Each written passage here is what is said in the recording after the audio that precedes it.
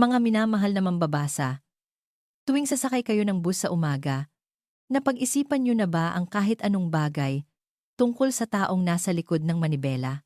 Marahil, para sa karamihan sa atin, ang driver ay bahagi lamang ng sasakyan. Isang presensyang nariyan lang, na hindi natin gaanong pinagtutuunan ng pansin, hindi po ba? Kung sakaling biglang magpreno o kumabig ng mabilis si manong driver, marahil ay mapapakunot noo lang tayo sandali at pagkatapos ay babalik na sa ating ginagawa. Ngunit nakasakay na ba kayo sa isang bus na babae ang driver? Dito sa Pilipinas, bihira pa rin itong makita. Marami siguro ang mabibigla at mamamangha. Paano kung ang babaeng iyon ay isang dayuhan na siya mismo ang nagmamaneho ng isang 45-seater na tourist bus? Ang pangunahing tauhan sa ating kwento ngayon ay isang tulad niya. Siya ay isang babaeng isinilang sa Belarus na naglakbay ng libu-libong kilometro patungo sa Pilipinas upang tuparin ang pangarap ng kanyang yumaong ama. Ngayon, siya na mismo ang nagmamaneho ng mga tourist bus. Araw-araw na ibinabahagi ang ganda ng Pilipinas sa kanyang mga pasahero. At ang bus na minamaneho niya ay naging napakasikat na kinakailangan pang mag-agawan sa pag-book ng tiket. Ano ang nangyari? Hayaan ninyong ikwento ko sa inyo ang kanyang salaysay. Magandang araw. Ako po si Elena. Ipinanganak ako sa Belarus, sa isang maliit na lungsod na tinatawag na Molodechno sa lalawigan ng Minsk. Lumaki ako sa gitna ng matatayog na pangarap ng aking mga magulang. Ang aming pamilya ay isa sa mga pinakamahirap sa aming baryo. Ang aking ama ay isang technician sa isang pabrika ng electronics, habang ang aking ina ay nagtatanim ng mga prutas sa aming bakuran para sa karagdagang kita. Tulad ng karamihan sa mga pamilya sa aming lugar, napakahirap ng aming pamumuhay. Gayunpaman, may kakaibang pangarap ang aking mga magulang para sa akin. Lalo na ang aking ama. Gabi-gabi sa hapagkainan, paulit-ulit niyang sinasabi, "Elena, ang buhay namin ng nanay mo ay hanggang dito na lang, pero kailangan mong makarating sa Pilipinas." Noong una, hindi ko maintindihan kung bakit Pilipinas. Para sa isang taga-Belarus, ang Pilipinas ay isang malayong tropikal na bansa lamang sa mapa. Ngunit sa aming maliit na baryo, ang salitang Pilipinas ay naging kasing kahulugan ng pag-asa. Ito ay dahil nasaksihan namin ang mga kababaihan sa aming lugar na matapos mag-asawa o magtrabaho sa Pilipinas ay bumabalik pagkalipas ng ilang taon na may ganap na naiibang anyo. 10 taong gulang ako noon. Habang pauwi mula sa aming eskwelahan, nakita ko ang isang makintab na itim na imported na kotse na hindi ko pa nakikita kailanman, nakaparada sa gitna ng aming baryo. Ang babaeng bumaba mula sa sasakyan ay napakagara, sapat na para mapapikit ka. Mayroon siyang maitim na buhok, sunod sa uso ang damit, at higit sa lahat, ang kanyang mukha ay nagliliwanag sa kumpiyansa. Siya si Ate Masha, na nag-asawa at lumipat sa Pilipinas 3 taon na ang nakalipas. Nang makita ito, nagkumpulan ang mga taga-baryo. Kaming mga bata ay nagtakbuhan para palibutan siya. Nang gabing iyon, dumalaw si Ate Masha sa aming bahay. Tinanggap ng aking ama ang isang kahon ng ensaymada na dala niya mula sa Pilipinas, kasama ang ilang maliliit na regalo para sa aking mga magulang. Kumikinang ang kanyang mga mata. Ipinagmamalaki ni Ate Masha na ikinuwento sa aming mga bata ang tungkol sa buhay sa Pilipinas. Kung paano niya nakilala ang kanyang asawang Pilipino, ang mga unang hirap sa pakikibagay, at kung paano siya nakapagbukas ng sarili niyang maliit na tindahan ngayon. Nang gabing iyon, sa unang pagkakataon sa buhay ko, nagkaroon ako ng konkretong imahe ng isang bansang nagngangalang Pilipinas. Kailangan mong mag-aral ng mabuti, Elena, lalo na ng mga wika. Kailangan mong matutunan ng Filipino. Napakahalaga niyan. Ang payo ni Ate Masha ay tumatak ng malalim sa aking isipan. Mula sa araw na iyon, ipinasiya ng aking ama na gaano man kahirap, kailangan niya akong mapag-aral ng mga banyagang wika. Kahit na kami ang isa sa mga pinakamahirap sa baryo, Naglakbay pa rin ang aking ama sa kalapit na lungsod upang bilhan ako ng mga aklat sa Filipino at Ingles. Gabi-gabi, sa ilalim ng malamlam na dilaw na ilaw, inilalatag ni Itay ang mga libro. Kahit isang salita sa Filipino ay hindi niya naiintindihan. Sapat na sa kanya ang makita ang kanyang anak na nag-aaral para siya ay maging masaya. Ang aking mga grado ay katamtaman lamang. Math, physics, history, wala akong talagang nangingibabaw na subject.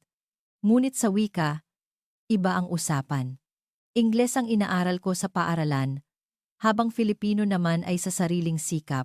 Noong una, kahit ang alpabeto ay isang malaking hamon. Alpabetong Latin, ngunit may mga kakaibang tunog at diin na komplikado. Ang pagsulat at pagbigkas ng mga di pamilyar na pantig na ito ay napakahirap.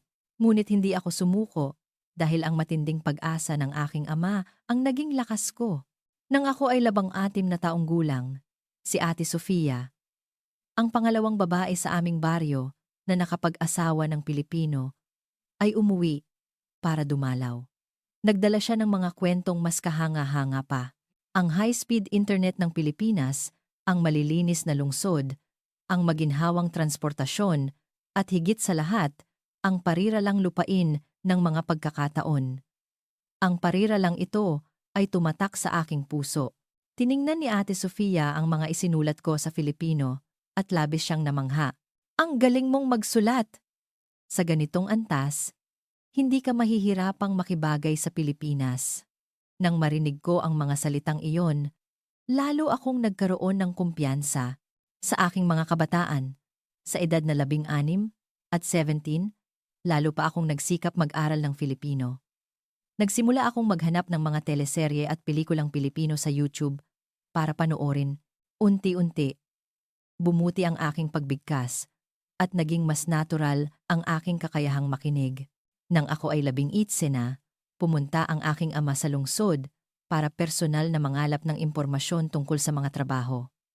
Araw-araw siyang naghahanap ng kahit anong may kaugnayan sa Pilipinas. Isang araw, umuwi si Itay, hingal na hingal. Elena, pagkakataon na natin. Isang travel agency sa Pilipinas ang naghahanap ng mga dayuhang tour guide. Kumabog ang dibdib ko. Ito na ba ang sandaling magpapabago sa aking buhay? Nagmamadaling tinulungan ako ni Itay na punan ng application form. Pagkatapos ay kumuha ng video ko na nagpapakilala sa wikang Filipino. Sa video, idiniin ko na marunong akong magsalita ng Ingles at Filipino kasama ang malalim na interes sa kulturang Pilipino. 2 linggo matapos mag-apply, isang himala ang nangyari. Nakatanggap kami ng sulat ng pagtanggap. Ang Mabuhay Tours sa Metro Manila, Pilipinas, ay binigyan ako ng pagkakataon na magtrabaho bilang tour guide para sa mga dayuhang turista. Napaiyak ang aking mga magulang. Ito ay mga luha ng saya, ngunit kasama rin ang pait ng pamamaalam. Kailangan mong magtagumpay, anak. Kahit man lang, mamuhay ka ng masaya sa Pilipinas. Itinanim ko sa aking puso ang mga huling salita ng aking ama. Isinilid ko ang lahat ng aming ari-arian at pangarap sa isang maliit na maleta at sumakay ng eroplano patungong Pilipinas. Ito ang unang beses sa buhay ko na nakasakay ako ng eroplano. Sa bintana, unti-unting lumiliit ang aking sinilangang bayan. Isang halo ng takot at pananabik ang aking naramdaman. Isang paglalakbay na walang balikan ang nagsimula na nang lumapag ako sa Ninoy Aquino International Airport. Ang una kong naramdaman ay pagkamangha. Sobrang moderno, sobrang abala. Ang mga karatula sa wikang Filipino na ngayon ko lang nakita sa personal ang daloy ng mga taong nagmamadali. At ang staff ng travel agency na sumalubong sa akin. Lahat ay parang isang panaginip. Ang pinakanakagulat sa akin ay ang wikang Filipino na pinaghirapan kong pag-aralan ay talagang magagamit ko sa pakikipag-usap. Magandang araw po, ako po si Elena. Nagsimula ang buhay ko sa Pilipinas sa pangungusap na iyon. Inihanda ng travel agency ang isang maliit na apartment para sa akin. Bagamat maliit, mas moderno ito kaysa sa aming bahay sa Belarus.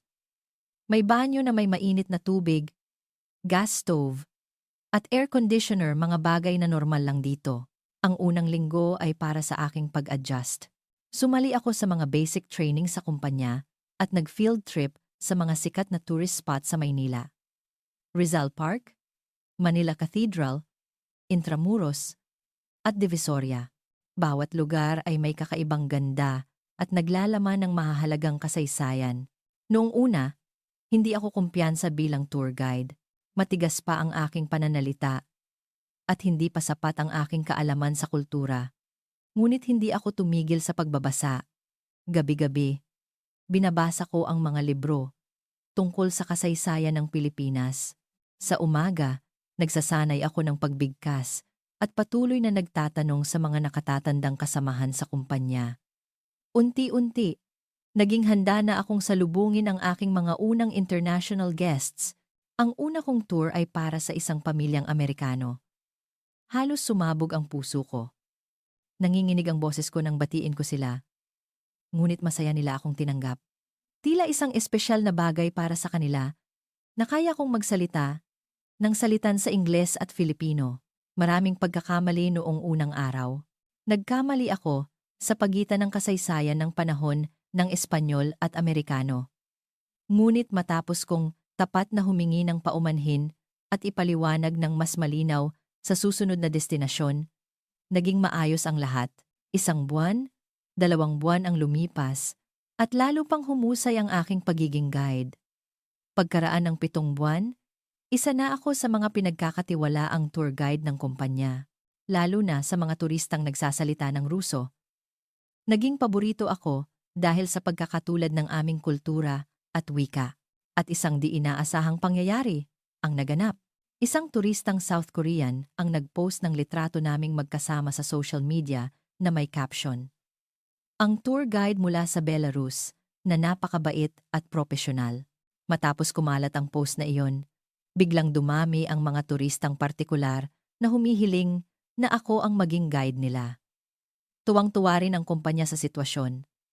Sa ganitong paraan, hindi sinasadyang sumikat ako sa pangalang Elena the Tour Guide. Ang pagsikat sa social media ay isang tabak na may 2 talim. Ang magandang panig ay tumaas ang aking kita. Dahil sa mga request ng kliyente, nakakatanggap ako ng bonus.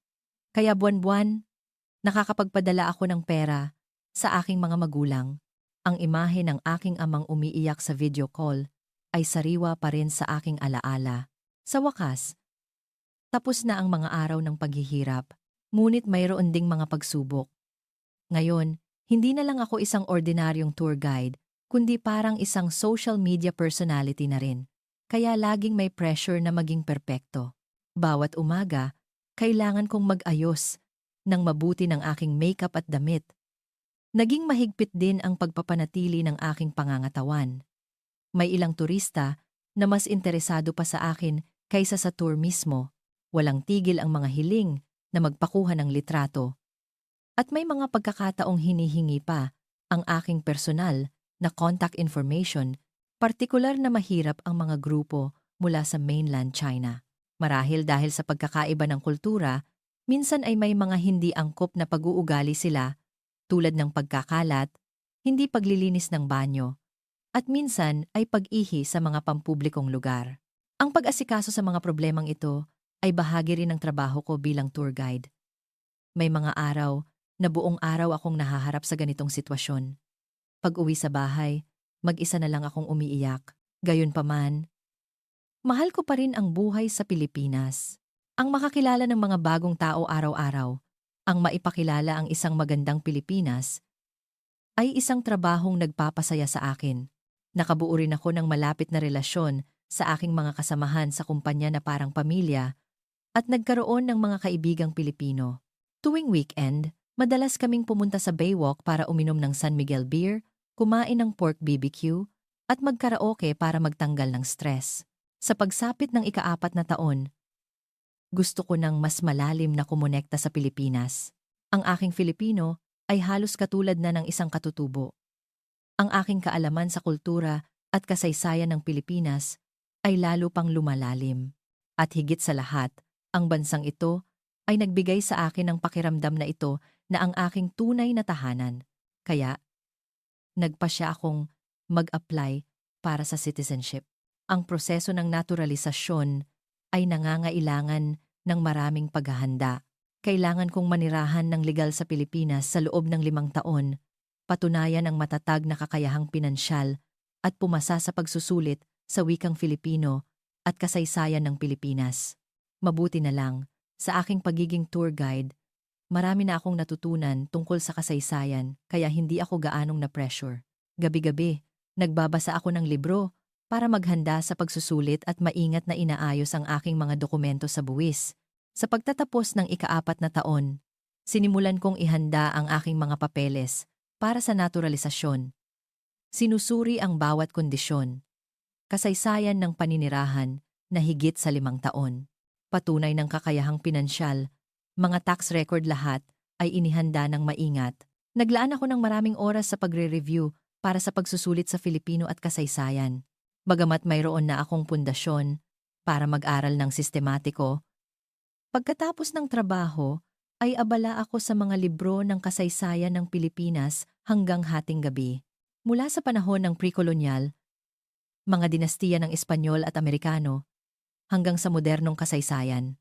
Ang pag-aaral ng kasaysayan ng bansang ito ay lalo pang nagpatibay ng aking pagmamahal sa Pilipinas.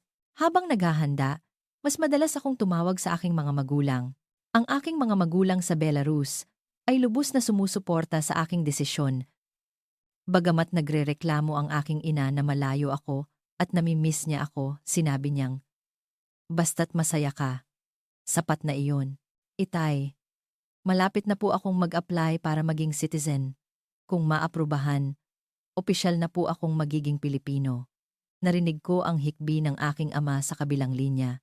Hindi ko rin napigilan ang aking mga luha na aalala ang imahe ng aking ama na nakaupo sa ilalim ng dilaw na ilaw, nagbubuklat ng libro noon. Ang pangarap ng aking ama ay naging pangarap ko na rin. At malapit na itong matupad. Habang naghahanda ng mga dokumento, patuloy pa rin ako sa aking trabaho bilang tour guide at mas lalo pang nagsipag. Ngayon, gusto kong makilala bilang isang tour guide na nagmamahal sa Pilipinas. Hindi lang isang magandang Belarusian tour guide. Sinisikap kong ipakita sa mga turista ang mas malalim na Pilipinas. Bukod sa mga karaniwang tour, gumawa rin ako ng mga tour na nagpapakilala sa pamumuhay at kultura ng mga lokal. Habang papalapit ang araw ng pagsusulit, naging komplikado ang aking nararamdaman. Halo-halong kaba at takot. Karapat-dapat ba talaga akong maging isang Pilipino? Kaya ko bang makaramdam at mag-isip tulad ng isang tunay na Pilipino? Paulit-ulit na sumasagi sa isip ko ang mga alalahaning iyon. Ngunit mabilis kong pinatatag ang aking loob. Naniniwalang ang puso ko ay kabilang na sa lugar na ito. Ito ay isang pagbabago lamang sa papel. Dahil ang aking pagkatao ay malalim nang nakaugat sa lupaing ito. At sa wakas, maayos kong naipasa ang pagsusulit sa naturalisasyon. Noong sandaling malaman kong nakapasa ako, mag-isa akong humagulgol sa banyo ng aming opisina. Hawak ang resulta sa aking kamay. Tumawag ako sa bahay at hindi mapigilan ang pag-agos ng aking mga luha. Ngayon, opisyal na akong mamamayan ng Republika ng Pilipinas at mayroon na akong bagong pangalan, Isabel.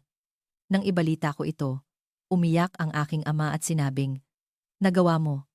Anak, nagawa mo talaga." Narinig ko rin ang iyak ng aking ina sa kabilang linya. Ang kanilang mga luha ng kaligayahan ay nagpaiyak din sa akin. Ginamit ng aking mga magulang ang perang ipinadala ko para magkaroon ng medyo mas maginhawang buhay sa Belarus. Nakabili sila ng maliit na bahay at ang matagal ng sakit sa likod ng aking ama ay napagamot na ng maayos. Ang unang linggo matapos makuha ang aking citizenship ay parang isang panaginip. Natanggap ko ang aking national ID at pinalitan ang aking pasaporte. Kakaiba ang pakiramdam na opisyal na maging isang Pilipino sa papel.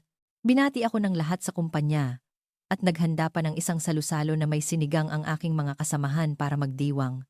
Habang tinitingnan ang mga pagkain mula sa aking bayang Belarus at ang sinigang na Pilipino na magkatabi sa mesa, napaisip ako sa aking pagkakakilanlan.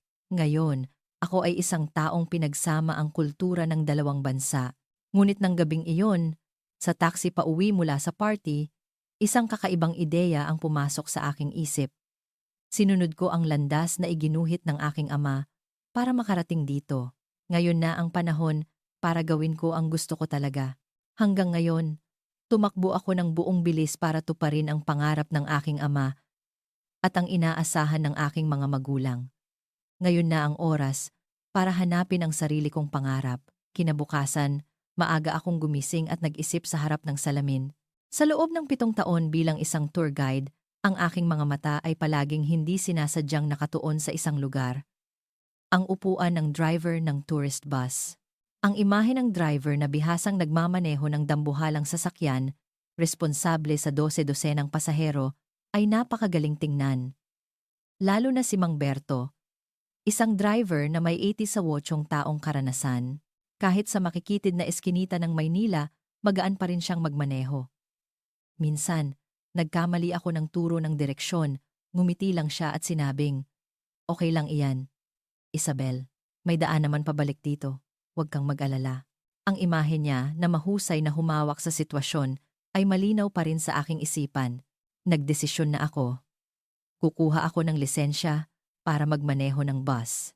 Naghanap ako ng impormasyon tungkol sa mga driving school sa internet at nag-enroll sa isang malapit sa aking bahay. Sa unang araw ko sa paaralan, lahat ng mata ay nakatuon sa akin. Isang dayuhang babae na nag-aaral magmaneho ng malaking bus. Tila isang napaka-espesyal na pangyayari. Hindi madali para sa dayuhan kumuha ng professional license para sa bus, sabi ng staff. Hindi ako nasiraan ng loob sa sinabi niya. Ipinaliwanag ko na isa na akong mamamayang Pilipino at talagang gusto kong maging bus driver. Noong una, hindi siya naniwala. Ngunit sa huli, ay pumayag din siyang i-enroll ako dahil nakita niya ang aking determinasyon. Ang pag-aaral magmaneho ng bus ay mas mahirap kaysa sa inaakala ko. Ang written exam ay okay lang dahil pamilyar na ako sa mga batas trapiko mula sa pagkuha ko ng lisensya sa kotse. Ngunit ang practical exam ay hindi biro. Ang pagkontrol sa isang sasakyang mahigit 11 metro, ang haba ay malayong malayo sa isang kotse, lalo na ang pag-atras sa paradahan at pag-ikot sa masikip na espasyo. Sa una kong practical exam, bumagsak ako dahil sa sobrang kaba, nabangga ko ang isang traffic cone. Sa pangalawang beses, bumagsak ulit dahil naman lumagpas ako sa linya ng paradahan. Naramdaman ko ang pagkadismaya. Kaya ko ba talaga ito? Nagsimula akong magduda sa aking sarili. Sa sandaling iyon, kinontak ako ni Mang Berto. Nabalitaan daw niyang nag-aaral ako para sa lisensya. Kung kailangan mo ng practice, matutulungan kita. Pagkatapos ng trabaho, punta tayo sa bakanting lote para magsanay. Ang mga salitang iyon ay muling nagpaalab sa aking damdamin. Gabi-gabi, pagkatapos ng tour, kasama ko si Mang Berto sa bakanting lote para magsanay. Dahil sa kanyang masusing pagtuturo, mabilis na humusay ang aking pagmamaneho, kailangan mong i-relax ang iyong mga kamay. Ang bus ay hindi tulad ng kotse, kailangan mong magmaneho nang mahinahon. Bawat payo ni Mang Berto ay napakahalaga. Sa ikatlong pagsusulit, sinabi ko sa sarili ko, "Ngayon, kailangan kong pumasa." Pagpasok ko sa testing area, huminga ako ng malalim, tulad ng sinabi ni Mang Berto at sinikap na maging isa sa sasakyan. Ang mga salita niya ay umalingaw-ngaw sa aking tainga at sa isang himala, sa ikatlong pagkakataon, nakapasa ako. Nang matanggap ko ang aking lisensya, pakiramdam ko ay nakatanggap ako ng pangalawang citizenship. Ngayon, may lisensya na ako, ngunit kailangan ko pa rin ng pagkakataon para aktwal na magmaneho ng tourist bus. Kinausap ko ang aming direktor at nagbigay ng isang matapang na mungkahi. Kung ako po ang magiging tour guide at driver, makakatipid ang kumpanya sa personnel cost. Hayaan niyo po akong gumawa ng isang bagong ruta na may sarili kong pangalan, ang Tour with Isabel. Nag-isip sandali ang direktor at biglang nagpakita ng interes. Sikat ka na bilang tour guide sa social media. Kung ikaw pa mismo ang magmamaneho, magiging maganda iyon para sa kumpanya. Ngunit may isang kondisyon, kailangan mong magtrabaho kasama si Mang Berto sa loob ng 3 buwan para makaipon ng praktikal na karanasan bago ka payagang mag-isa. At doon nagsimula ang aking buhay bilang isang apprentice driver. Sa umaga, si Mang Berto ang nagmamaneho. Ako ang tour guide. Sa hapon, sa mga hindi gaanong abalang kalsada, ako naman ang nasa manibela at si Mang Berto ang nasa tabi ko, nagbabantay. Sa unang pagkakataon na nagmaneho ako ng bus na puno ng turista, hindi maipaliwanag ang kaba na naramdaman ko. Basang-basa ng pawis ang aking mga kamay. Nanginginig din ang aking boses. Ngunit mabilis akong naka-adjust.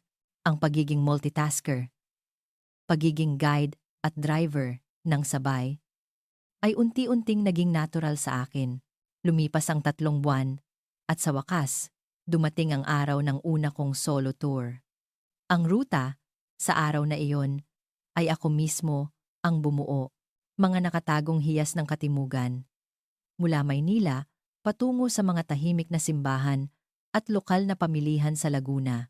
Maaga akong pumunta sa garahe para suriin ang bus. Preno, langis, lahat ay dapat perpekto. Nang salubungin ko ang mga unang pasahero, halos sumabog ang aking puso. Magandang araw po. Ako po si Isabel. Ngayong araw, ako po ang inyong magiging tour guide at driver. Kitang-kita ko ang pagkagulat sa mukha ng mga pasahero. Isang dayuhang babae na driver ng bus. Isang himalanga. Ayla. Ngunit hindi nagtagal ang kanilang pag-aalala.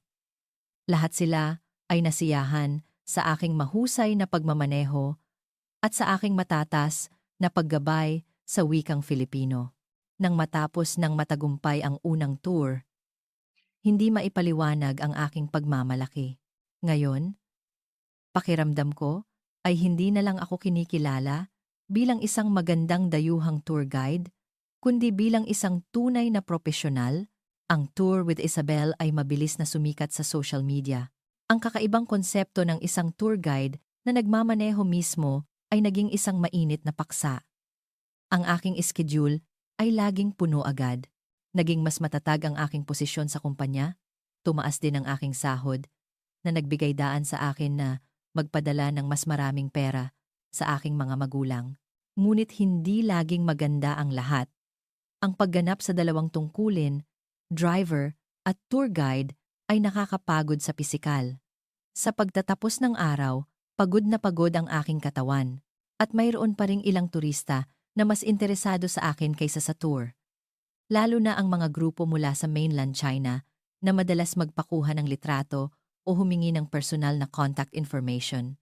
Minsan, isang turistang Amerikano na marunong magruso ang sumunod sa akin pagkatapos ng tour.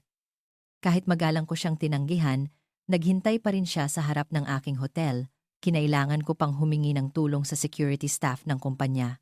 Ang mga grupo naman ng Hapon ay may ibang issue. Marami sa kanila ang hindi komportable sa ideya na isang babae ang nagmamaneho ng malaking bus. Noong una, nagagalit ako sa ganitong pananaw. Ngunit naisip ko na mas mahalagang baguhin ang kanilang pag-iisip sa pamamagitan ng aking propesyonal na pagmamaneho. Sa pagtatapos ng tour, isa sa kanila ang lumapit at humingi ng paumanhin. Noong una, kinabahan ako, pero ito ay isang napakaligtas at komportableng biyahe. Salamat sa iyo. Ang mga sandaling tulad nito ay maliliit na tagumpay para sa akin. Pakiramdam ko ay unti-unti kong winawasak ang pader ng mga prejudice. At palagi kong iniisip na lahat ng hirap at kaligayahang ito ay bunga ng sarili kong pagpili at pagsisikap. Kaya, lubos akong nagpapasalamat. Isang araw, isang espesyal na grupo ang nag-book ng aking tour. Ito ay isang kumpanya mula sa Belarus. Ang makasama ang aking mga kababayan ay labis kong ikinatuwa. Sa araw ng tour, sinalubong ko sila at binati sa aming wika. Ang kanilang gulat na mukha ay malinaw pa rin sa aking alaala. Nagbahaginan kami ng mga kwento tungkol sa aming bayan at ikinuwento ko ang aking mga karanasan sa Pilipinas. Ito ay isang napaka-emosyonal na sandali. Isa sa kanila ang nagtanong, "Hindi ka ba nagsisisi na iwanan ang Belarus para dito?" Nag-isip ako sandali. At tapat na sumagot, wala ni isang segundo akong nagsisi. Dahil dito, natagpuan ko ang sarili kong buhay. Nang gabing iyon, Habang pauwi at nagsusulat sa aking tala-arawan, muli akong nagmuni-muni. Sa isang lisensya lang, lubos na nagbago ang aking buhay. Ngayon, hindi na ako anak ng kung sino o tagatupad ng pangarap ng iba. Matatag akong naglalakbay sa sarili kong landas. Isang beses sa isang buwan, palagi akong nakikipag-video call sa aking mga magulang sa Belarus. Ipinapakita ko sa kanila ang mga litrato ko sa harap ng bus at ipinagmamalaki ang aking mga tour. Madalas umiiyak ang aking ama kapag naririnig ang aking mga kwento. Ang aking ina naman ay laging nag-aalala sa aking kalusugan at nagtatanong kung hiyang ba ako sa pagkaing Pilipino. Sa tuwing nag-uusap kami, nararamdaman ko na ang aking tagumpay sa Pilipinas ay hindi lang para sa akin, kundi para sa aming buong pamilya. Mga isang taon matapos akong magsimulang magmaneho, nagkaroon na naman ng pagbabago sa aking buhay. Biglaan ang balita na magre-retiro na ang aming direktor. Ang taong namuno sa kumpanya sa loob ng mahigit 20 taon ay biglang umalis, isang malaking gulat para sa lahat. Siya ang taong laging maalaga sa akin. Mula pa noong una, akong dumating sa Pilipinas, at ang taong nagtiwala at kumuha sa isang dayuhan mula sa Belarus na tulad ko. Sa kanyang farewell party, nagbigay ng talumpati si Mr. Reyes. Habang itinataas ang kanyang baso, tumingin siya sa akin. Hindi ko naintindihan noon ang kahulugan ng kanyang tingin, ngunit kalaunan ay nalaman ko rin ang bagong direktor ay ang kanyang anak, si Paulo. Bata pa siya at 27 taong gulang pa lang, ngunit nagtapos ng MBA sa ibang bansa at may karanasan sa malalaking kumpanya. Ibang-iba ang kanyang estilo sa kanyang ama. Kung si Mr. Reyes ay tradisyonal at konserbatibo, si Paulo naman ay naghahanap ng pagbabago at inobasyon. Ipinakita niya ang malaking interes sa aking tour with Isabel, lalo na ang paraan ko ng pagmamaneho at paggabay na nakapagbigay ng malaking impresyon sa kanya. Kailangan nating bumuo ng mga kakaibang serbisyo tulad nito. Gusto mo bang sumali sa pagbuo ng mga bagong ruta? Masaya kong tinanggap ang kanyang alok. Sa totoo lang, matagal ko nang pinaplano ang mga ideya para sa mga bagong ruta. Gusto kong lumikha ng mga paglalakbay na magpapakita ng mga nakatagong ganda ng Pilipinas, hindi lang ang mga paulit-ulit na tourist spot, at doon nagsimula ang aming pagtutulungan. Ang mga project meeting namin ni Paulo ay laging puno ng enerhiya. Nakikinig siya sa aking mga opinyon at hindi nag-aatubiling magbigay ng payo para mapabuti ang mga ito. Bumuo kami ng 3 produkto ng tour sa ilalim ng temang tunay na karanasang Pilipino. Halimbawa, ang personal na pagpunta sa lokal na palengke para bumili ng mga sangkap at subukang gumawa ng lumpia sa isang lumang bahay o maranasan ang pagsusuot ng barutsaya at sumali sa isang araw ng klase sa isang high school sa Pilipinas. Ang layunin ay maranasan ng mga dayuhang turista ang pang-araw-araw na buhay ng mga Pilipino, hindi lang ang mga lugar na pang-Instagram. Sa proseso ng pagbuo ng proyekto, mas madalas kaming magkasama ni Paulo. May mga gabing inaabot kami ng hating gabi sa opisina para pag-aralan ang mga ruta at tuwing weekend ay magkasama kaming nag-i-scout ng mga lugar. Noong una, purong trabaho lang ang aming relasyon, ngunit unti-unti naming nakilala ang isa't isa. Ipinanganak siya sa Pilipinas, nag-aral sa Amerika, ngunit napakahalaga pa rin sa kanya ang tradisyonal na kulturang Pilipino.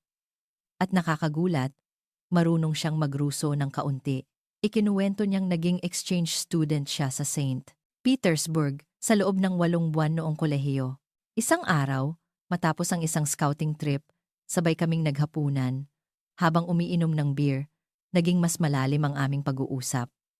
Ikinuwento ko sa kanya ng tapat ang tungkol sa pangarap ng aking ama at ang aking paglalakbay. Nakikinig siyang mabuti at pagkatapos ay sinabing, "Ang galing! Talagang hinahangaan ko ang tapang mo. Ako kasi, palaging sinusunod ang landas na iginuhit ng aking ama." Ang mga salitang iyon ay nagparamdam sa akin ng isang kakaibang koneksyon. Lumaki kami sa magkaibang kapaligiran, ngunit pareho naming naranasan ang mabuhay sa ilalim ng inaasahan ng aming mga magulang. Ang kaibahan lang, sinunod niya ang landas na iyon habang ako ay gumawa ng sarili kong daan. Pagkatapos ng araw na iyon, bahagyang nagbago ang aming relasyon. Hindi na lang kami boss at empleyado, kundi naging mga kasamahang nagkakaunawaan. Ang bagong produkto ng tour, tunay na karanasang Pilipino, ay naging isang malaking tagumpay, lalo na sa mga dayuhang turista. Kapag ako ang naggi-guide, madalas sumasama si Paulo. Pinapanood niya akong magmaneho at mag-guide habang pinaplano ang mga bagong direksyon ng kumpanya. Isang araw, pagkatapos ng tour, tinanong ni Paulo, "Sa susunod na linggo, may isang VIP client. Pwede ka bang mag-ayos ng isang espesyal na tour?" Siyempre, masaya kong sagot. Ang VIP client na iyon ay isang editor ng isang sikat na travel magazine sa Amerika. Kung mailalathala ang kanyang artikulo tungkol sa Pilipinas, malaking promosyon iyon para sa kumpanya. Sa araw na iyon, ibinuhos ko ang lahat ng aking makakaya sa pag-guide. Nasiyahan ng editor, lalo na't humanga siya sa aking kakaibang modelo. Pagkatapos ng tour, mahigpit na hinawakan ni Paulo ang aking kamay para magpasalamat. Sa sandaling iyon, nagtama ang aming mga mata at naramdaman kong may kuryenteng dumaloy sa amin. Isang linggo pagkatapos, naglabas ang American Magazine ng isang espesyal na artikulo tungkol sa aming kumpanya na may pamagat na "Ang inobasyon sa turismo ng Pilipinas. Kilalanin ang nagmamanehong tour guide." Kasama nito ang aking litrato at panayam. Nagkaroon ng celebration party ang kumpanya. Nagbigay ng talumpati si Paulo at espesyal na binanggit ako. Habang masaya ang party, biglang dumating si Mr. Reyes, ang dating direktor. Tiningnan niya kami ni Paulo nang salitan na may isang nasisiyahang ngiti. Pagkatapos ng party, nag-second round kami ng ilang kasamahan. Pagkatapos ng ilang beer, naging mas malapit ang aming samahan. Si Mr. Reyes, na medyo lasing na, ay biglang nagsalita sa akin. "Isabel, alam mo ba? Simula noong sinabi mong mag-apply ka ng citizenship, pinupuntirya na kita bilang manugang ko." Biglang tumahimik ang buong mesa at uminit ang aking mukha. Nagulat din si Paulo. Hindi pinansin ng dating direktor at nagpatuloy. "Nang sinabi mong mag-aaral ka magmaneho ng bus, pumalakpak ako sa isip ko. Naisip ko, ito na ang babaeng para sa anak ko." Sa gitna ng nakakailang na katahimikan, napatawa ako ng malakas. Nagsimula na ring tumawa si Paulo. Ang awkward na atmosphere ay biglang napalitan ng malakas na tawanan. Nang gabing iyon, nag-alok si Paulo na ihatid ako. Sa kotse, pinag-usapan namin ang biglaang sinabi ng kanyang ama. "Medyo prangka ang tatay ko. Pasensya ka na." Medyo nadismaya ako sa sinabi ni Paulo, ngunit nagpatuloy siya. "Sa totoo lang, hindi naman legamari mali ang sinabi ni tatay. Balak ko na rin talagang magtapat sa iyo. Iyon ang unang pagkakataon na nagbukas kami ng aming damdamin sa isa't isa." Sinabi ni Paulo na napansin na niya ako simula pa noong bago ako sa kumpanya, ngunit bilang anak ng direktor. At sinabi niyang matapos akong magsimulang magmaneho, lalo siyang humanga sa aking diwa ng pagsubok at determinasyon. Ang aming relasyon ay natural na umunlad sa trabaho. Nagpakita kami ng isang mahusay na pagsasama. Ang pangitain ni Paulo sa pamamahala na sinamahan ng aking praktikal na karanasan ay nagdala sa kumpanya sa isang mas malikhaing direksyon. Pinalawak namin ang mga personalized na tour para sa mga dayuhan at naging matagumpay sa pag-akit ng mga turista mula sa silangang Europa, kabilang ang Belarus. Matapos maging kami, nanatili kaming propesyonal sa trabaho. Inihayag namin ang aming relasyon sa mga kasamahan pagkatapos ng 6 na buwan. Mabuti na lang, lahat sila ay masaya para sa amin. Si Mr. Reyes naman ay sumigaw. Sa wakas! Na para bang matagal na niyang pinlano ito. Kasama si Paulo, hindi ko na naramdaman na nabubuhay ako ayon sa plano ng iba, kundi pakiramdam ko ay ako na mismo ang nagdidisenyo ng aking buhay. Nirerespeto niya ang aking mga pangarap at layunin at laging sumusuporta sa aking pag-usad. Sa tulong niya, naimbitahan ko ang aking mga magulang mula sa Belarus na magbakasyon sa Pilipinas. Iyon ang unang pagkakataon na personal kong naipakita sa kanila ang aking trabaho at buhay. Nakita ng aking ama ang bus na minamaneho ko at napaiyak. Ang aking ina naman, nang makita si Paulo, ay agad siyang nagustuhan. Kami ni Paulo ay isang perpektong magkapareha. Pinupunan ang mga pagkukulang ng isa't isa, ang kanyang katatagan at ang aking diwa ng pakikipagsapalaran. Ang kanyang kaalaman sa pamamahala at ang aking karanasan sa field ay nagsama at nagdulot ng doble-dobleng resulta. Pinalago namin ang kumpanya habang hinahanap ang aming personal na kaligayahan.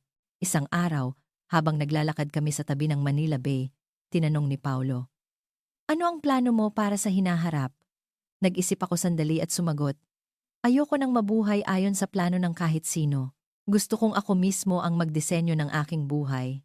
At sana, sa paglalakbay na iyon, kasama kita." Ngumiti si Paulo at hinigpitan ang hawak sa aking kamay. Nang gabing iyon, pinanood namin ang buwan sa ibabaw ng Manila Bay at sabay na iginuhit ang aming kinabukasan. Ang pagkakaroon ng kasama, na hindi tumatakbo mag-isa kundi kasabay mo, ay nagpalakas sa akin. Ang pag-aalok ng kasal ni Paulo ay nangyari sa paraang pinakagusto ko sa loob ng tourist bus. Sinabi niyang isang espesyal na araw iyon at pinapunta ako sa isang ruta na paborito ko. Nang umupo ako sa upuan ng driver at akmang i-start ang makina, inilabas niya ang isang maliit na kahon. Nang makita ko ang singsing na nakapatong sa manibela, bumuhos ang aking mga luha. Siyempre, agad akong pumayag. At sabay kaming nagmaneho sa makasaysayang daan na iyon. Nagsisimula ng isang bagong yugto ng aming buhay. Ang paghanda sa kasal ay isang pagsasama ng kultura ng aming dalawang pamilya. Lumipad ang aking mga magulang mula sa Belarus para dumalo.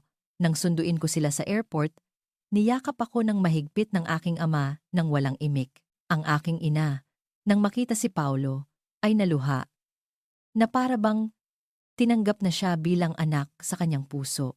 Sa araw ng kasal, nagbigay ng talumpati si Mr. Reyes. Hawak ang mikropono, buong pagmamalaki niyang sinabi, "Ang manugang na ito ay ako mismo ang pumili." Nagtawanan ang lahat ng bisita. Hinawakan ko ang kamay ni Paulo at ngumiti. Sa sandaling iyon, napagtanto ko na ang aking paglalakbay na nagsimula sa isang maliit na baryo sa Belarus ay pumasok na sa isang bagong, kumpletong kabanata. Dumalo sa kasal ang lahat ng aming kasamahan sa travel agency at mga kakilala sa industriya. Inimbitahan din namin ang mga regular na kliyente na sumama na sa aking mga tour. Binigyan nila kami ng isang scrapbook na gawa sa mga litrato ng bus na minamaneho ko. Pinili naming mag-honeymoon sa Belarus. Gusto kong makita ni Paulo ang aking bayan at gusto ko ring ipagmalaki sa aming mga kababaryo ang aking matagumpay na buhay sa Pilipinas. Pagdating namin sa Molodechno, nagulat ako. Sa gitna ng baryo ay may nakasabit na banner. "Maligayang pagbabalik, Elena." Ang ipinagmamalaki ng aming baryo. Mukhang ipinaalam na ng aking mga magulang ang aming pagdating. Nagtipon ang buong baryo. Sinalubong kami na parang pista. Emosyonal ang muling pagkikita sa mga dating kaibigan. Si Natasha, isang kamag-aral ko, ay doon pa rin nakatira. Nakinig siya sa aking mga kwento sa Pilipinas at walang tigil sa paghanga, lalo na sa kwentong kaya kong magmaneho ng malaking bus. Sa Molodechno, kahit babaeng nagmamaneho ng traktora ay bihira, si Paulo, kahit hindi gaanong marunong magruso, sa tulong ko bilang tagasalin, ay mabilis na naging malapit sa mga taga-baryo. Uminom siya ng lokal na vodka at nakipagkaibigan sa mga kalalakihan doon. Pagkatapos ng espesyal na honeymoon, bumalik kami sa Pilipinas at opisyal na sinimulan ang aming buhay may asawa. Lumipat kami sa kondo ni Paulo na may magandang tanawin ng skyline ng lungsod. Bawat umaga, ang tanawin ng syudad ang bumubungad sa akin na nagbibigay ng enerhiya para sa isang bagong araw. Pagkatapos naming ikasal, ipinagpatuloy namin ang aming mga trabaho. Ako bilang driver at tour guide. Si Paulo naman ang namamahala sa kumpanya. Mga 6 na buwan pagkatapos, pinag-usapan namin na dalhin ang aking mga magulang dito sa Pilipinas para manirahan. Siyempre, pumayag ako, Ngunit nagulat ako sa kanilang sagot. Sanay na kami dito, anak. Ang perang ipinadala mo ay naipaayos na ang bahay. Mas mabuti na rin ang kalusugan ng itay mo. At higit sa lahat, ang samahan dito sa baryo. Ito ang buhay namin. Iginagalang ko ang kanilang desisyon kahit may kaunting panghihinayang. Nangako kaming bibisita sa Belarus bawat taon. Sa aming unang anibersaryo, sinimulan namin ni Paulo ang isang bagong proyekto ng kumpanya, ang isang araw bilang estudyanteng Pilipino. Ito ay isang tour na nagpapahintulot sa mga turista na maranasan ang buhay eskwela sa Pilipinas. Maaaring magsuot ang mga dayuhan ng uniforme, kumain sa kantin ng eskwelahan, at sumali sa mga extracurricular activities. Ang ideyang ito ay naging viral sa mga komunidad ng turista mula sa Japan, China, at Southeast Asia. Lalo na ang mga dayuhang nanonood ng mga pelikulang Pilipino at nakikinig ng OPM ay interesado sa buhay eskwela. Mas malaking halaga ang naramdaman ko sa pagpapatakbo ng programang ito. Bukod sa pag-aayos ng schedule, tungkulin ko ring ipakilala ang kulturang Pilipino sa mas malalim na paraan. Ang imahe ko na nagmamaneho ng bus na puno ng mga dayuhang nakasuot ng unipormeng Pilipino ay naging isang phenomenon sa social media. Lalo pang umingay ang pangalan ni Tour Guide Isabel. Laging sinusuportahan ni Paulo ang aking mga ideya at passion. Kapag sumusubok ako ng mga bagong bagay, siya ang aking matatag na sandalan. Sa aming ikalawang anibersaryo, lumago ang kumpanya at nagbukas ng mga sangay sa Cebu at Palawan. Ako naman ang nangangasiwa sa pagsasanay ng mga bagong tour guide, lalo na sa pagbabahagi ng aking karanasan sa mga dayuhang guide. Naging Isabel's training camp ito. Isang araw, isang espesyal na bisita ang nag-book ng aking tour. Mga opisyal mula sa embahada ng Belarus. Nais nilang mag-organisa ng isang karanasan sa kulturang Pilipino para sa bagong embahador ng Belarus. Ang tour na iyon ay may espesyal na kahulugan para sa akin dahil pagkakataong ito na ipakilala ang aking pangalawang tahanan sa mga kinatawan mula sa aking unang bayan.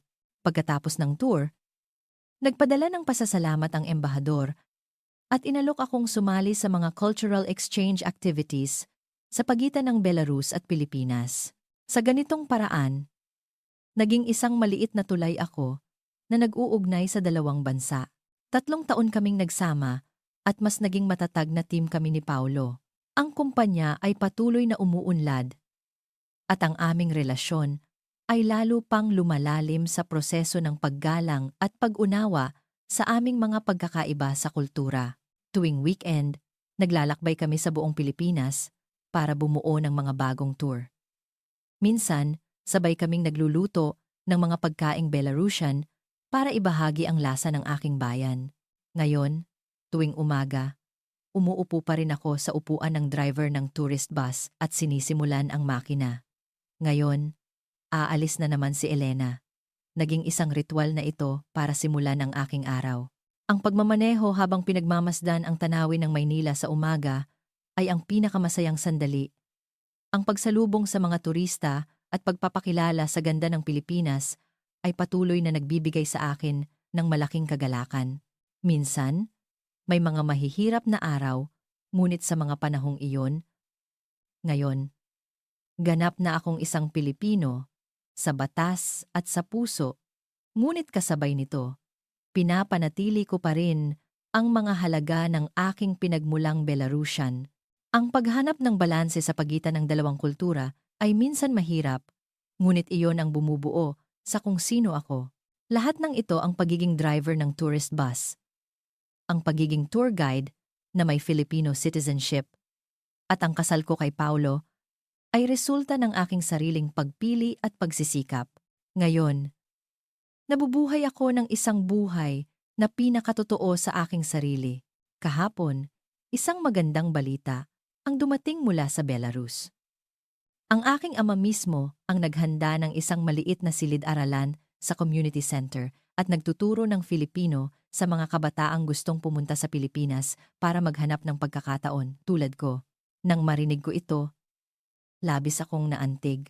Ang aking paglalakbay ay naging inspirasyon para sa iba. Ang katotohanang ito ay nagdulot sa akin ng di matatawarang kaligayahan. Ngayon, muli akong umupo sa upuan ng driver ng tourist bus at sinimulan ang isang bagong araw. Tiningnan ko ang aking sarili sa salamin at naisip, ang maliit na batang babae na nag-aaral ng Filipino sa isang sulok ng baryo sa Belarus noon, ngayon ay isang driver, isang cultural ambassador na naglalakbay sa mga kalsada ng Maynila. Ang katotohanang ito ay nananatiling isang himala. Hinawakan ko ng mahigpit ang manibela, pinindot ang start button, at sinabi sa sarili, ngayon, aalis na naman si Elena, patungo sa isang bagong paglalakbay. Ngunit, hindi pa dito nagtatapos ang aming kwento. Noong nakaraang taon, gumawa kami ni Paulo ng isang mahalagang desisyon. Mag-aalay kami ng mas marami pang pagsisikap para sa cultural exchange sa pagitan ng Pilipinas at Belarus. Hindi lang sa negosyo ng turismo, kundi bilang tulay sa puso ng mga mamamayan ng dalawang bansa. Sa kasalukuyan, naghahanda kami ng isang bagong proyekto.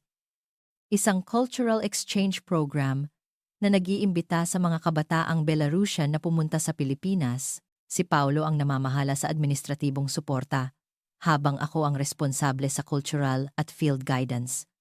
Ang layunin ng proyekto ay maramdaman nila ang init at mga pagkakataon sa Pilipinas.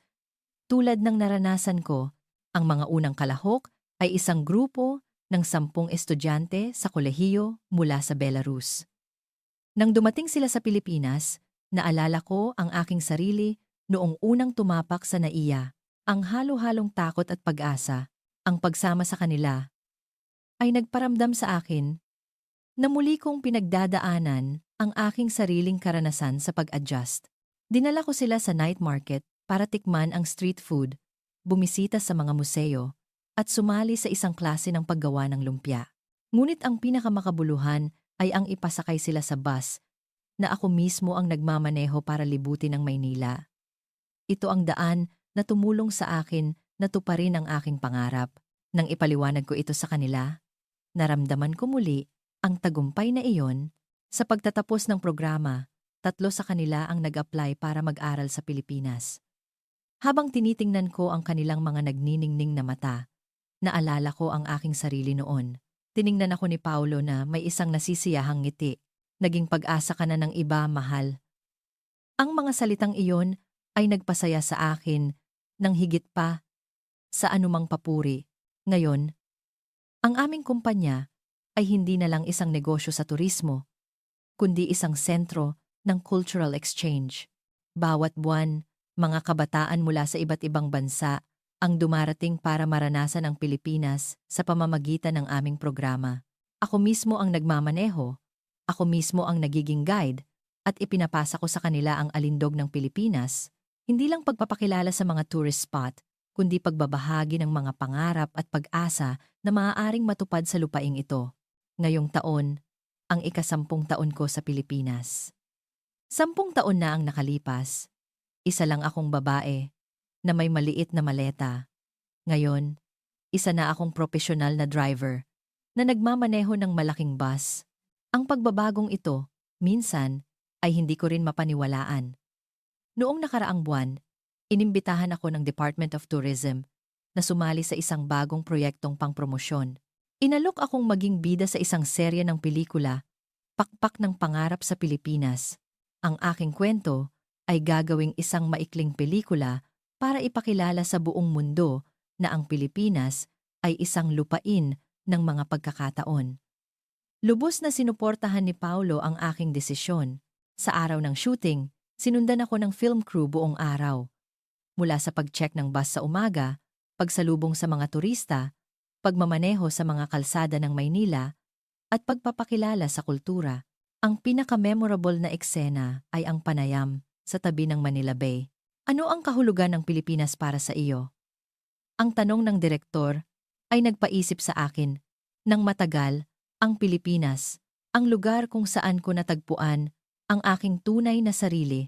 Dito, hindi lang ako anak ng kung sino o asawa ng kung sino, ako ay isang ganap na malayang ako. Pagkatapos mailabas ang video, nakatanggap ito ng napakainit na pagtanggap hindi lang sa Pilipinas kundi malawakan ding ibinahagi sa international social media, lalo na maraming dayuhang kababaihan na tulad ko ang nag-iwan ng mga komento ng pakikiramay.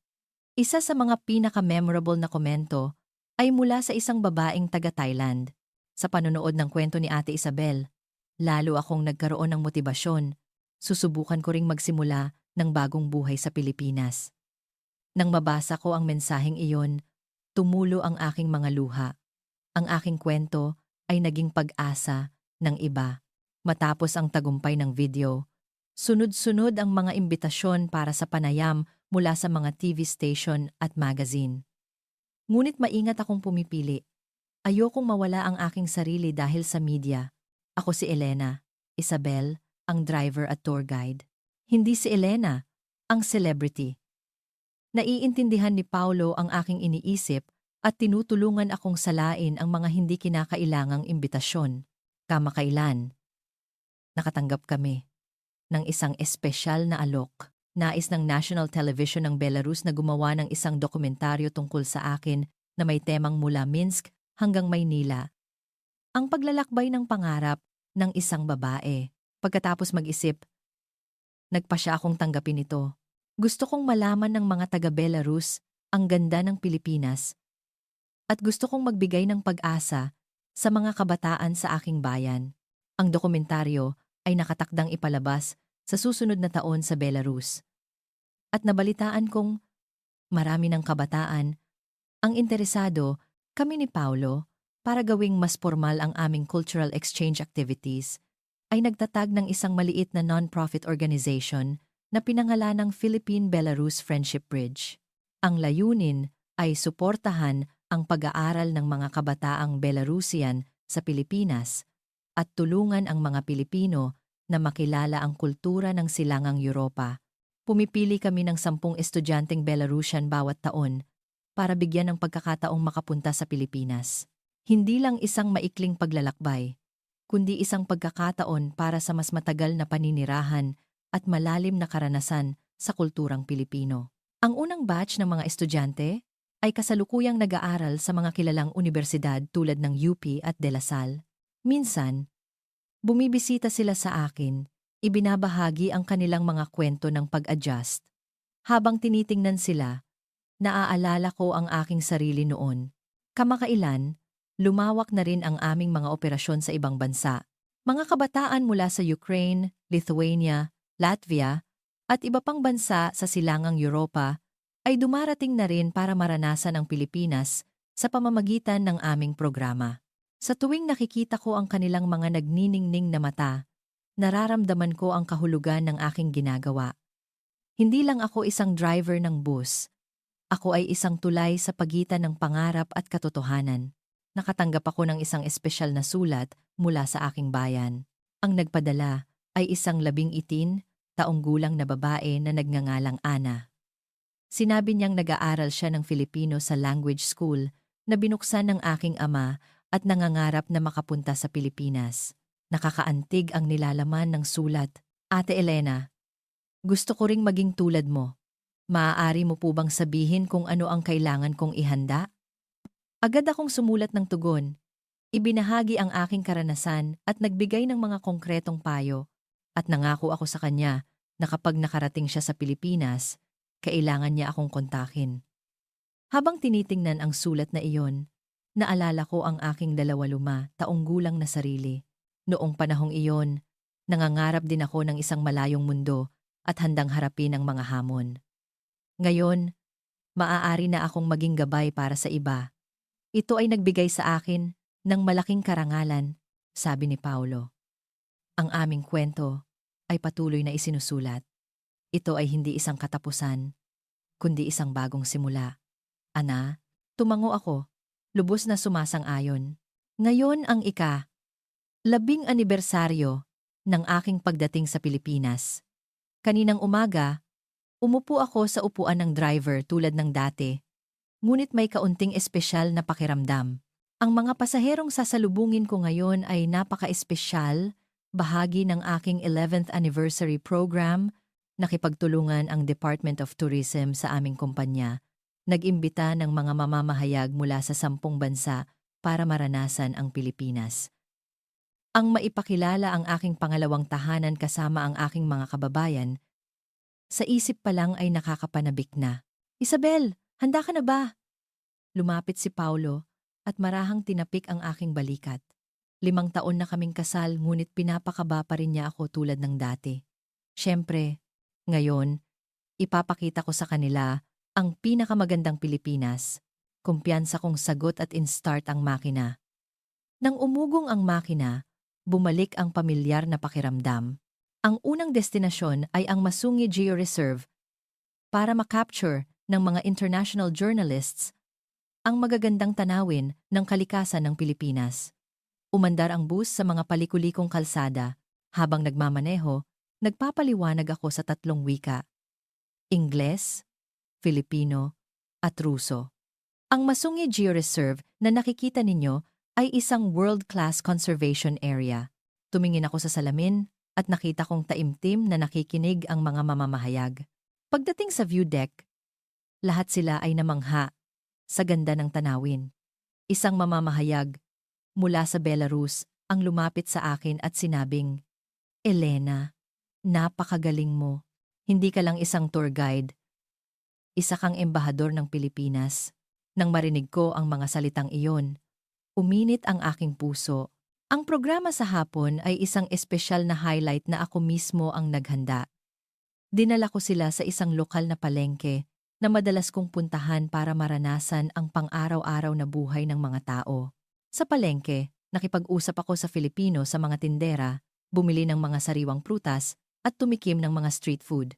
Mas nagustuhan ng mga mamamahayag ang mga tunay na karanasang ito kaysa sa mga sikat na tourist spot, lalo na ang mga taga-Belarus. Walang tigil silang nagtatanong tungkol sa aking pag-adjust. Mahirap po ba noong una? Siyempre. Pero ang init ng pagtanggap ng mga Pilipino ang tumulong sa akin na malampasan ang lahat. Sa gabi, dinala ko sila para panoorin ang paglubog ng araw sa Manila Bay, nakasakay sa bus na ako ang nagmamaneho. Habang pinapanood ang paglubog ng araw, nagkaroon kami ng huling pag-uusap. Isang mamamahayag na Aleman ang nagsalita. Ang biyaheng ito ay nagpabago ng aking pananaw sa Pilipinas. Ito ay hindi lang isang bansang may umuunlad na teknolohiya, kundi isang lugar na puno ng puso. Ngunit ang pinakamakabuluhang reaksyon ay mula sa mga mamamahayag ng Belarus, sabi ni Andre. Pagbalik ko, gagawa ako ng isang espesyal na report tungkol sa Pilipinas. Lalo na, ipapaalam ko sa mga kabataang Belarusian ang mga pagkakataon dito. Idinagdag ni Victoria. Isang-isa pang mamamahayag. Ang kwento ni Elena ay itatampok ng detalyado. Siya ang ipinagmamalaki naming lahat. Nang marinig ko ang mga salitang iyon, halos maiyak ako. Ang aking kwento ay maaaring magdala ng pag-asa sa mga tao sa aking bayan. Mas makabuluhan ito kaysa sa anumang tagumpay. Nang gabing iyon, nag-usap kami ni Paulo para i-review ang araw. Napaka-successful ng event ngayon. Nakita mo ba ang reaksyon ng mga mamamahayag? Masayang sabi ni Paulo. Oo, lalo na ang reaksyon ng mga taga-Belarus. Napakaganda. Pakiramdam ko, lalo pang lalawak ang ating cultural exchange activities. Biglang tumunog ang telepono. Isang video call mula sa Belarus. Gustong marinig ng aking mga magulang ang tungkol sa event. Elena, may balita tungkol sa iyo sa TV. Buong baryo nanood, masiglang sabi ng aking ama. Lumalabas na nagpadala ng breaking news ang mga mamamahayag ng Belarus at naipalabas ito sa lokal na balita. Lahat kami ay ipinagmamalaki ka. Maraming kabataan ang nagsasabing pupunta sila sa Pilipinas. Masayang dagdag ng aking ina. Pagkatapos ng usapan, nagpasya kaming palawakin ng seryoso ang aming cultural exchange activities, hindi lang sa Belarus, kundi isang malaking proyekto na nag-iimbita sa mga kabataan mula sa lahat ng bansa sa Silangang Europa, Philippine Eastern Europe Youth Exchange Project. Iyon ang pangalan ng aming bagong proyekto. Kamakailan, nagsimula rin ako ng isang bagong hamon. Ang paksa ay Multicultural Adaptation and Cultural Exchange in the Age of Globalization. Isang beses sa isang linggo, ibinabahagi ko ang aking karanasan sa mga estudyante ng International Studies.